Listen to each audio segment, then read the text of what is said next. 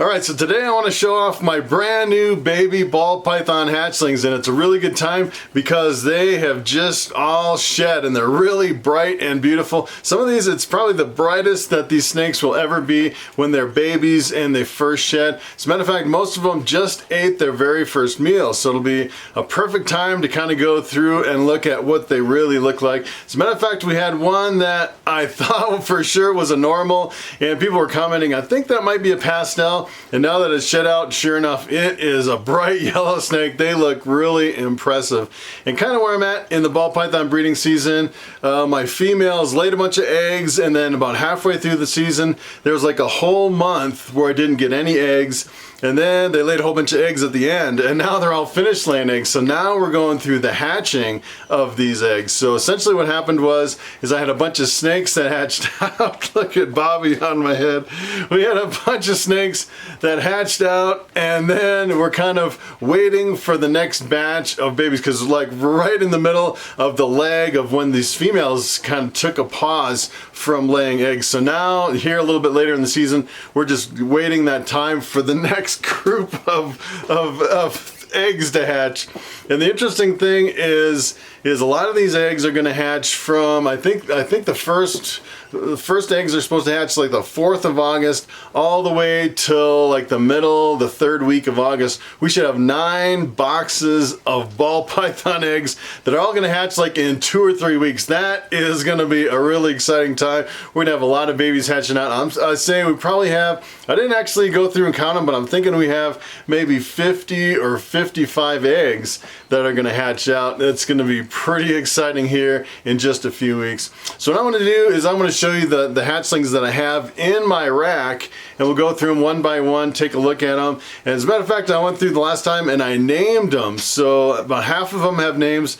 I went through and counted, there's 11 that don't have names. I actually put names in a jar. And what we're going to do is we're going to actually name the ones that don't have names as I'm going through them. We'll pick a name out of the jar and we'll assign those to these baby ball pythons. So let's take a look at those snakes. All right, so I actually have the hatchlings over here in this rack. This is an ARS 1039. I can hold 39 hatchlings. Let me tell you, when those eggs start hatching, I'm going to fill this rack up really quick. I actually have another rack I can hold 65 hatchlings, and I'm going to have to go to that one as soon as this one's completely full. But for now, we're going to start. I want to start at the top and just start pulling snakes. Some of these have eaten 6+ rodents, and then all the way at the bottom, they've eaten like 1. There's a few that haven't eaten. They're a little bit stubborn, and I'll just start going through pulling tubs, and let's check them out. All right, so I am going to start with this snake. This is Noodle. That's what we named her, and she is a fire 100% het pied. So you really can't tell that it's het pied other than we know the parents. One of the parents was a fire pied visual. I actually paired it with a normal, and that's how we know the genetics in this girl. And she's got a really good start. She's eaten 5 rodents. I essentially feed them live mice when they're just hatchlings, and she's almost ready to graduate to a frozen thawed. Usually after about 6 meals I try to graduate them to a frozen thawed. So that is the first snake. Alright, so here is my second snake. This one is Echo. He is a normal 100% het pied, and he ate more than 6 rodents, so I'm going to actually transition him over to frozen thawed here probably in the upcoming meals. The problem is if I keep feeding live and I have 100 hatchlings, I actually run out of live, and I actually have to go to a frozen thawed for some of my earlier ones. So it's really nice that I actually have this break between where I can actually get these guys up to size, get them over to frozen thawed, and then I can work on the new ones with the live, essentially live mice. I do the live hopper mice for like the first 6 meals, because that is really the only thing a new ball python hatchling will eat until it's got quite a few meals into it. But you can see this guy is a really good looking snake, and you can usually see the het pied influence on the belly tracks. And on this one, you really can't see a lot of belly tracks. We know it's 100% het pied because the male was a fire pied, the female was a normal. So you can see, if you showed this to me, I'd say maybe het pied, but you're really not 100% sure. And some of them have some really crazy broken up patterns along the sides, tracks down the belly. And on this one, you really can't tell other than we know the parents and the breeding. All right, so this boy's name is Flicker, and he is another fire 100% het pied from the same clutch, and you can tell he's kind of going into shed, so he's really faded out. You can't really see the intensity on this one. This is actually the second shed for this guy. Ate more than 6 rodents, and he is, you can tell he is super faded out from going into shed. He is a good looking snake. All right, so this one, we called him Bender. He is another normal 100% het pied going into shed as well. It's funny, once they hit about 5 or 6 meals, they start going into their second shed, which is kind of interesting. And he's getting some really good weight to him. You can tell on the belly, he doesn't really have really strong, oh, he took a bite. He got me, didn't really break the skin. A little snapper.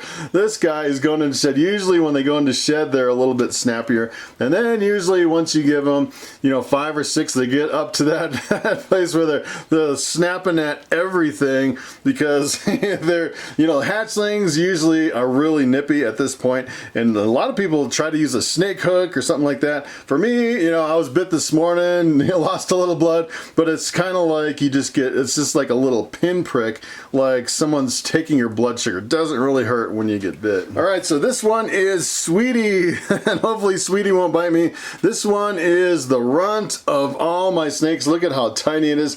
This one actually didn't eat a meal yet. I offered twice and it didn't eat anything. And usually once I hit like maybe, all the other snakes eat 3 or 4 or 5, and then something like this gets left behind, then we have to go into assist feeding something like this. I'm almost guaranteed I'm going to end up assist feeding this one. Not sure if it's a male or female. It's a little bit too small to actually probe. So this is Monty, probably big enough to actually be probed, but I'm not sure if it's a male or female. Usually once they get to this size, they probe out really well. This one is a straight pastel. You can tell it's got the more yellow of a color, and this one is definitely looking to take a bite out of something. I gotta be really careful. But you can tell the pastel, the pattern's broken up, and they're a lot more yellow.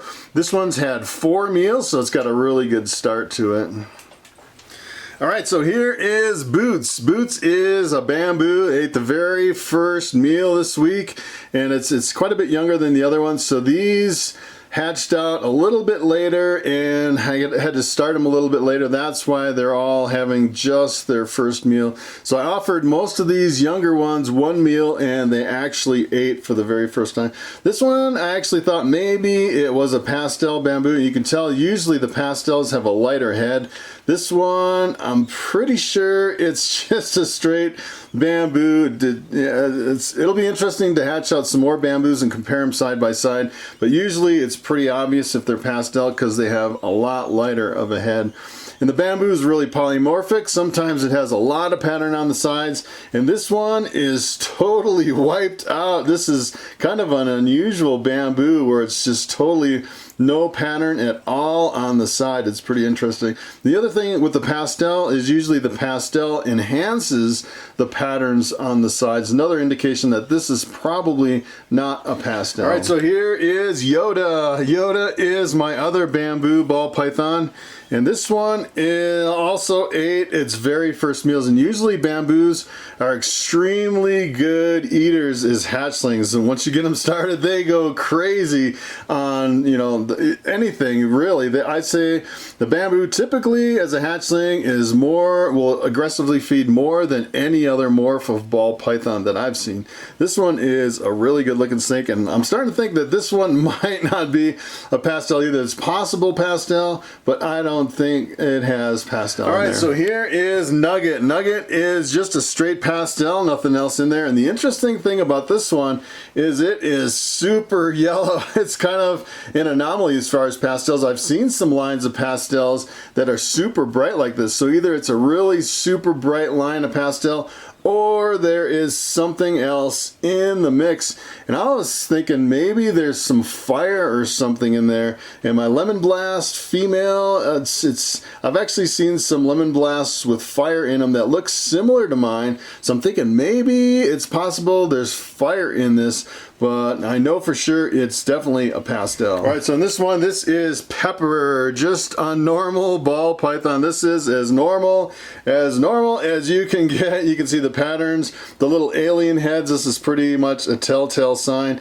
You know, usually with the pastel, it's a jumbled up pattern. This is, I would say it's more of a yellow normal. Some normals are pretty yellow and some are not really that yellow. And this one just happens to be a little bit more yellow.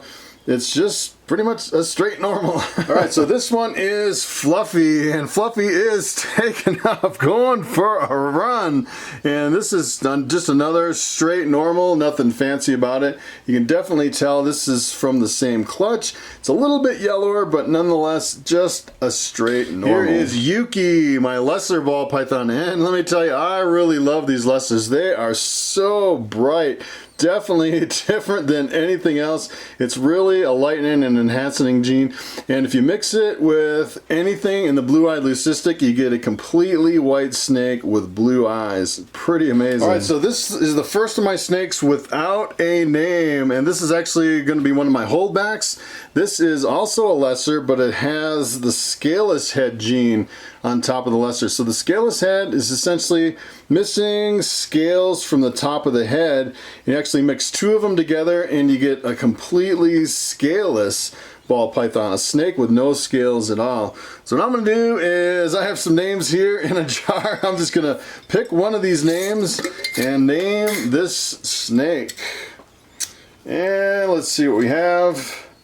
This one is named Crusher. Alright, this is Crusher. Alright, so here's another snake that we haven't named yet. This is just a normal. It has eaten just one meal. This one is really an interesting pattern. It almost looks like some kind of a carnival wheel or something. It is pretty interesting. And the normals, I'd say there's quite a bit of variations in the normals, and sometimes you think there's something in there, and let me tell you, usually there is nothing in there. It'll trick you sometimes. So let's get a name for this one. This is pretty much, I picked out these names so it's good for male or female. I actually haven't figured out the males and females yet.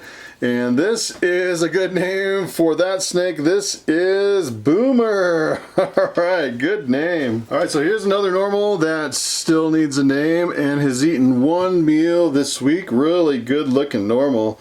These, you know, it's funny, a lot of people will come up to the tables at the reptile shows and they'll say, you know, out of all your snakes, I like this one the best, and it's a normal, which is pretty interesting. So let's get a name for this guy. Let's see if we can pick a name out of the hat.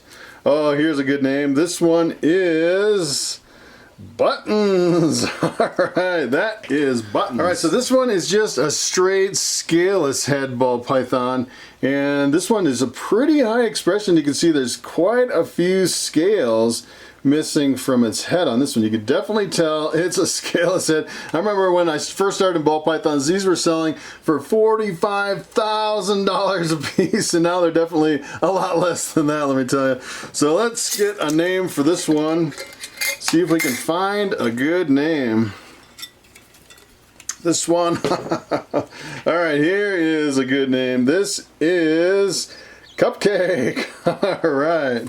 Alright, so here's another scaleless head ball python. This one actually, I offered it a meal this week and it didn't eat. So this is essentially what they look like right out of the egg without even having a single meal. They look, you know, they look pretty good actually for not eating. As a matter of fact, it hatched out about a month ago. So this is like a month without eating anything. Usually you wait like a week and a half for it to shed, and then you wait another week before it kind of, you know, settles in, and then you offer. I actually offered this one twice and it actually didn't eat either time. So this one, if you take a look at the belly, I'm gonna open it up, take a look at it a little, so it's not so balled up, just pretty much a straight scaleless head ball python. You can see this one just has a little bit. It's decided to run a little bit. So what I'm gonna do is I'm gonna get a name for this little runner and see if we can find a good name. This is the perfect name for that snake. This is Ziggy. A perfect name for that little runner. All right, so this is another lesser. It's not scaleless head, it's just a straight lesser. One of my favorite morphs. I actually have two female lesser ball pythons, and they fade out just a little bit when they get older, but they pretty much mostly keep most of the color, which is pretty nice. So this one has eaten one meal since I've had just one meal this week, and we need a name for this one. So let's get a name going here and see if we can find a good name for this one. Oh, look at this is a perfect name. Take a look at that snake right there. Oh, this is the perfect name for that snake. This is actually Twister. The perfect name. All right, so this one actually will fool you, because if you take a look at this looks just like a regular pinstripe. This just looks like a normal pinstripe, but it is het for a recessive gene, and it's actually 100% het for Desert Ghost. And if you've ever seen Desert Ghost, especially when you mix it with pastel, it is one of the most amazing combos that I have ever seen. Really looking forward to adding pinstripe to my Desert Ghost project, which would be really, really awesome. So we need a name for this guy. See if we can find a good name for this one. Oh, here is the perfect name. This is Bubbles. All right, perfect. All right, so this is the sibling of Bubbles. This is another, just a straight pinstripe, 100% het Desert Ghost. Really good looking snake. I love these pinstripes. One of the most impressive morphs. It looks like just like a completely golden snake, which is really awesome. So this guy needs a name too. Let's see if we can find another name. Here's a good name for that one. This is Hunter. All right. All right, so here's another one. This is actually a sibling of the other two, and this one, actually, when it first hatched out, I thought for sure this was a normal because it was so faded out, and obviously now it is a pastel. You can tell how bright it is. It doesn't have quite the jumbled up pattern. That's kind of what was tricking me, but now that it's shed out, you can definitely tell that is a bright pastel. 100% het Desert Ghost. We definitely need a name for that one. I can think of a good name. It could be Trickster. Here is a good name for that one. How about Striker? Nice. All right, so here's another one that's het Desert Ghost. This one is actually a Lemon Blast. The Lemon Blast is actually a pastel and a pinstripe. Really impressive looking snake. These are one of my favorites, and the interesting thing about these is when they're younger, they kind of have this orange right along the belly, and they lose all the orange as they mature. Really good looking snake. Definitely need a name for this guy. He's kind of got his head tucked in. He's a little bit shy. This one also has had one meal this week, so he's doing really good. Well started. Usually once they eat once, you know, they start eating pretty regularly after they eat the first meal. Usually it's the first one that's kind of the hardest. He's got a cute little tongue flicker there. That's kind of neat. He's got a really pretty face. I love his eyes and that little stripe right down through his eye. So let's get a name for this one. This one is, oh, here's a good name for that one. This is Raven. Nice. All right, so here is my very last snake in the rack. This is actually one of my holdbacks. This is a super pastel pinstripe. 100% het Desert Ghost is definitely one I'm going to hold back. And you can see the head is really pale and faded out. But the cool thing is with this one is if I breed it to anything, all the babies will come out pastel, which is pretty cool. 50% will come out pinstripe. And then if I breed it back to like a visual Desert Ghost, half the babies will come out as visual Desert Ghosts. And you know, the pastel Desert Ghost is one of my favorites. So this is going to be a really powerful breeder in the future for me. So let's take a name for this one and see if we can pick something out. Oh, Here is a good name. This one is named, here we go, Chewy. Alright, that's a great name. Alright, so I finally have all my hatchlings named, which is pretty awesome. As a matter of fact, last year I didn't name any of them. I'm pretty sure I had over 100 hatchlings last year, and a lot of people were coming up to my table at the reptile shows and saying, hey, that's a cool snake. What is its name? And this year, I'm not sure if I'm going to do a reptile show or not. I'll probably sell on the internet. I may do a reptile show as well, but in this case, people come up to my table and they'll see the actual name of the snake on the displays, which would be pretty cool. Maybe you want to buy Noodle or another one of my ball python hatchlings. So that's pretty much it. Thanks for watching, and I will see you next time.